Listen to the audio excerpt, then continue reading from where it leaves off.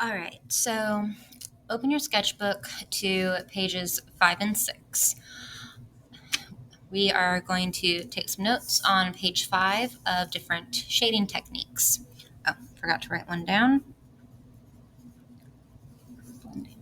Okay, so shading is when you add value to create shadows and highlights, usually to help things look more realistic. So I'm going to cover 5 different techniques here. The first one is scumbling, or some artists simply call it scribbling. So what it is, very simply, it's when you layer scribbles.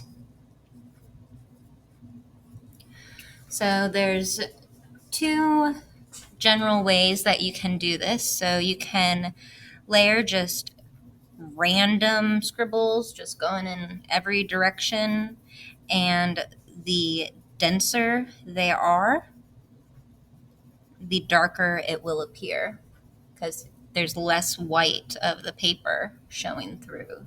So when you want it darker, you just keep going over it. That's a pretty decent gradient there. All right, or you can layer little circles or loop-de-loops. So keep them real loose where you want it light, and then you just layer in more where it gets darker. All right, so we're going to practice this on a cube. So first you just start with the square. Quick little bit of the shortcut way. So you start with the square, and then from these 3 corners you just draw a short little diagonal. So these 3 diagonals are parallel to each other. And then this is the front edge closest to us. This is the side. We got to mark where the back edge is. So this line connects those 2 diagonals, and this is the back edge of the side. So this is parallel to this. And then parallel to the front edge of the top, the back edge is right there. So you just connect your diagonal lines. Now let's say that my light source is coming from up here. There's my little sunshine. So the top is the brightest point. I'm just going to leave it the white of the paper. This front side, let's imagine that this light source is kind of floating in front of, or the cube a little, kind of above our paper. This is going to be a middle gray. And this side, furthest away from the light, it's my darkest side. So just going to fill in this side pretty lightly, pretty loose, not making too many lines. And then this side of the cube, going to just keep adding more little scribbly marks and loop-de-loops until it looks darker.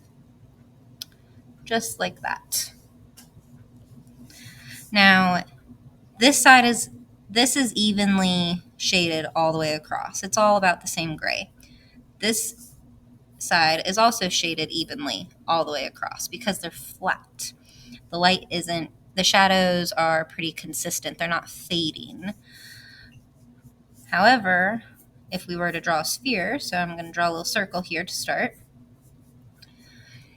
If I want to make this look like a sphere, like a 3-dimensional object, well, it's round. The sides are all curved. So the shadows are going to fade gradually as the light kind of wraps around the form. So I'm going to have a highlight over here on the left where the light is shining, and then my darkest shadow will be opposite that on the bottom right. So I'm going to start with just loose scribbles everywhere except where my highlight is. This part I want to stay white. Notice that I'm kind of echoing this curve. I'm following that curve. Okay, now I'm going to gradually start making the scribbly marks more and more dense. I'm layering more and more on top as I get closer to the darkest shadow, as I get further away from the light. And again, my shadow is following the curve. And there you go. All right, stippling is, simply put, is when you layer dots to create shading. So I'm going to start with a cube. I'm going to draw this one a little bit smaller than the last because this technique can take a long time with pencil, which is why I don't use it very often when I'm drawing with pencil, because we're going to be drawing little dots everywhere. Let's put our light coming from over here this time. So light is shining directly on this side. This is my brightest. Let's imagine it's kind of in front, floating above our paper. So this is my middle value. So it's just going to be... Come to the office. Ignore the announcement. This is going to be light gray, and the top is actually going to be my darkest. So I'm adding little dots. And the closer together they are, the more dots there are, the darker it's going to appear. And you can see I kind of have to wiggle my pencil a little bit to make a dot. So this can take a really long time. It does work really well when you're using some type of marker or felt tip pen like this, because you just barely touch the marker to the page and it makes dots, so you can do it much quicker. Doesn't require any pressure or wiggling or anything like that.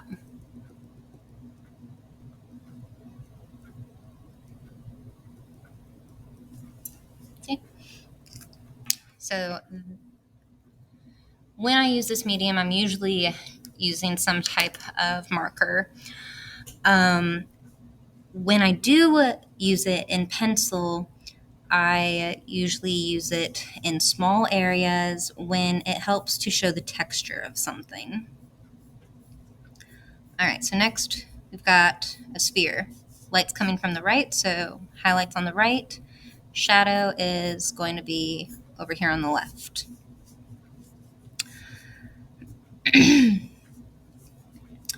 So very loose dots, not very close together everywhere except where the highlight is.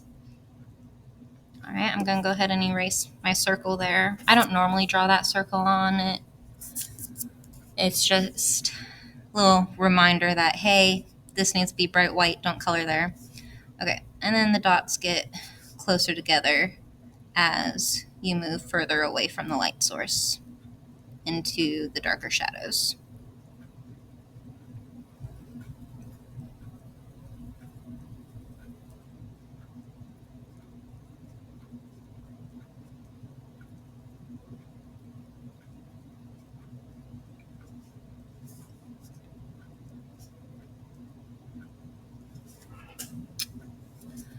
All right, I could keep working this, but I think that's good enough, at least for the moment. So that's stippling. It's very similar to pointillism. The difference is pointillism has color. It's where you are layering dots of different color together. It's usually done with paint.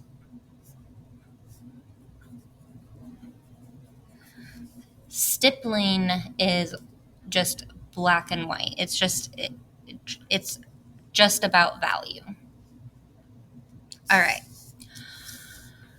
Hatching is when you layer lines in one direction.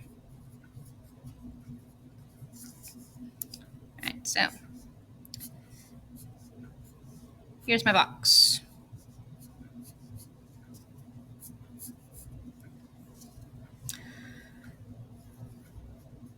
There's my light source. Say this front is the darkest. That light source is kind of behind the box just a little bit. So I'm just drawing lines that are roughly parallel to one another. And I'm just layering in more and more until it's as dark as I want it. Do not just color it in. That is not hatching. All right. Now this side needs to be a middle gray, so not as dark as this, but still darker than the highlight. I could continue with just my horizontal lines, but that tends to flatten the picture a little bit. It kind of undoes the illusion that this side is going backwards in space away from me, that this surface turns, it changes direction. This is a corner. I mean, especially like if some of my hatching lines just line up like it's a continuous line, well, that doesn't make sense if this is turning away from me in real space. So what I like to do is I change the direction of my hatching there. So I drew my lines diagonal, parallel to the top and bottom to help kind of reinforce that sense of that side of the box going away, further away from us. All right, then we've got our sphere. Also, wires come to the office. Light source is up there. So I'm going to do diagonal lines on my sphere. So whenever you do horizontal or vertical lines, those lines are going to be parallel to the edges of your paper. So that tends to flatten it out, like I said. Diagonal lines are less predictable. They can be at any angle. So that's why when I do round objects, I like to use diagonal lines. All right. So I've got just kind of a light shading here with my highlight here. Notice that I follow the curve of the sphere. Now I'm going to start layering in shorter lines, and they're going to get shorter and shorter as I get further away, because as I get further away, it should get darker, so my lines are going to get denser, but they're all going in one direction. So I'm just going to make them shorter. All right, so hatching is when you layer lines in one direction. Traditionally, hatching is just straight lines, but you can use contour lines.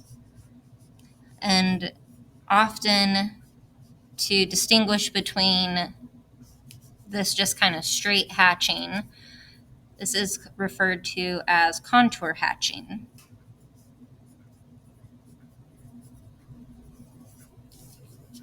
So for contour hatching, contour refers to the three-dimensional shape or form of the surface of an object.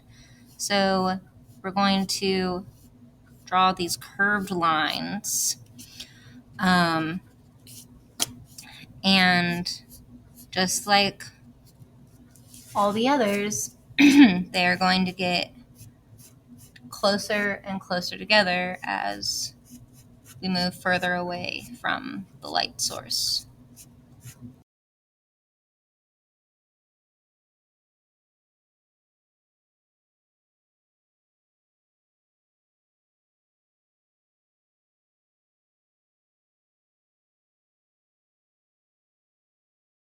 So cross hatching is very similar to hatching, but it is where you layer grids. is the simplest way I know to say it. So instead of layering lines in one direction, you layer lines that are going in multiple directions.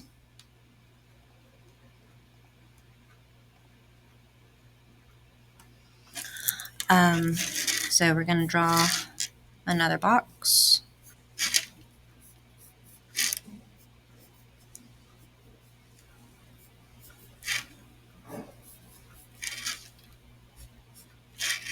And another sphere. So that begins with a circle.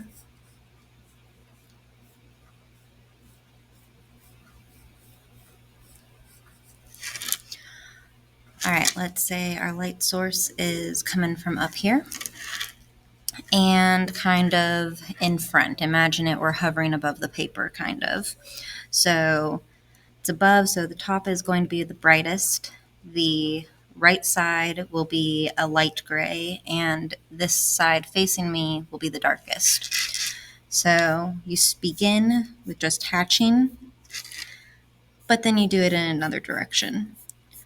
Usually it's done perpendicular, which just means at 90 degrees. Throwing in some geometry speak for you.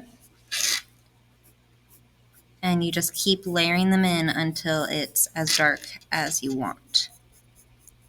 Now, I could continue with just my perfectly horizontal and vertical lines on the side if I wanted to, just make them lighter in value so that they're spaced further apart. There's not as many of them layered up. But similar to how I did when in the hatching example, I'm going to drag it backwards at an angle, parallel to the top and bottom of that box, because I want to just reinforce that this changes direction. This is not one surface that just has a chunk cut out of it and stuck on top. It is changing direction in three-dimensional space. And then my verticals are still vertical. So that's why I made the distinction that traditionally it is perpendicular, but it doesn't have to be perfectly perpendicular all the time. You could, if you wanted to, even like this is still cross hatching, even though that is a very wide angle. Like, I don't know, I would guess 120 degrees or something like that, more than 90 degrees. So there's my box. Next is the sphere. So we want to follow the contour, follow the curve of the surface of this. So to do that, you just vary the line length. You vary how long the lines are to kind of echo this curve. And I'm started at a diagonal just like with the hatching because I want to do everything I can to reinforce that this is round. It's not flat. And then we go at it from a different angle.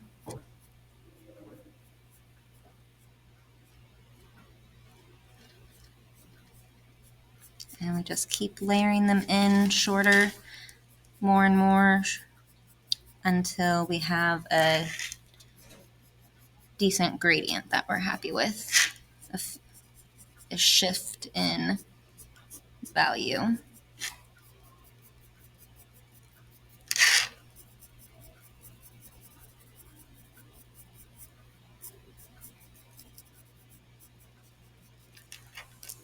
And there's our sphere.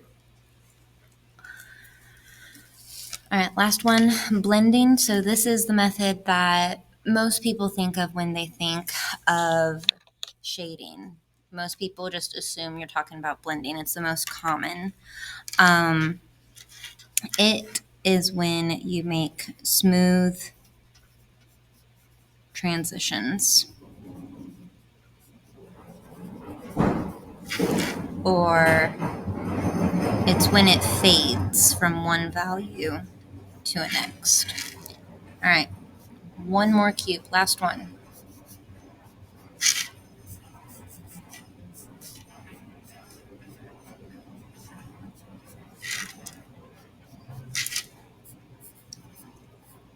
And one more sphere. Let's pretend we've got a little spotlight below and in front of these. So this front one is the brightest point. It is getting, this spotlight is shining directly on it. But it's also pretty close to the side here.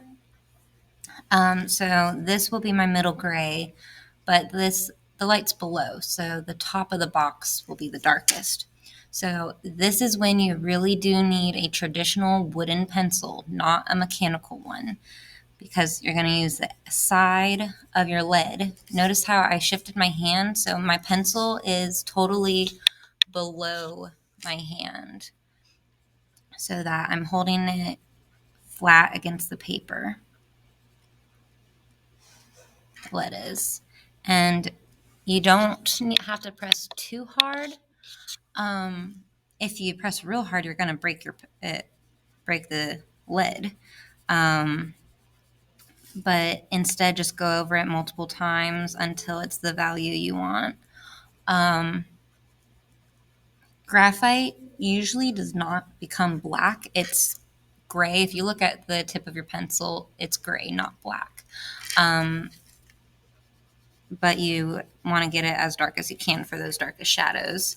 And then any other shadows are just going to be lighter than that. So you just very lightly drag the pencil across the page. And there's my box. All right, now the sphere. All right, so my light's shining over here. My highlight's going to be about right there. So a great rule of thumb, work light to dark.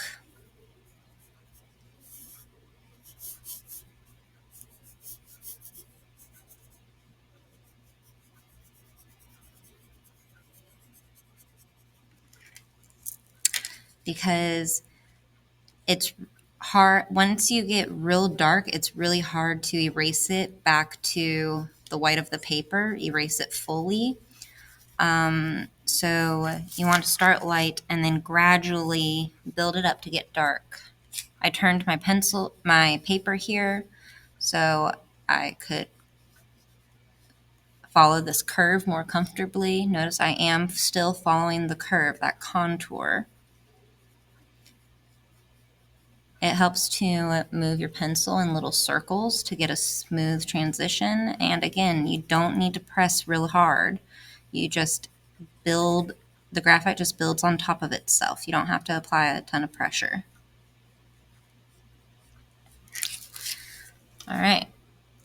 And you can smudge it.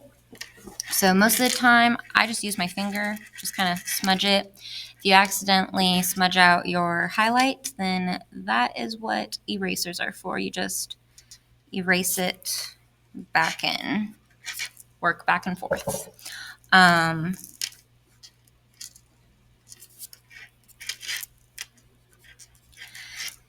There are some specific blending tools. They're made of rolled paper and they're called tortillons and stumps.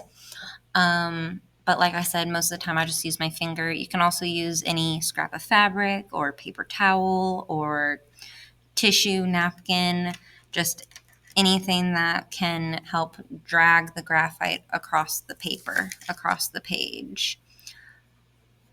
And that is our 5 techniques.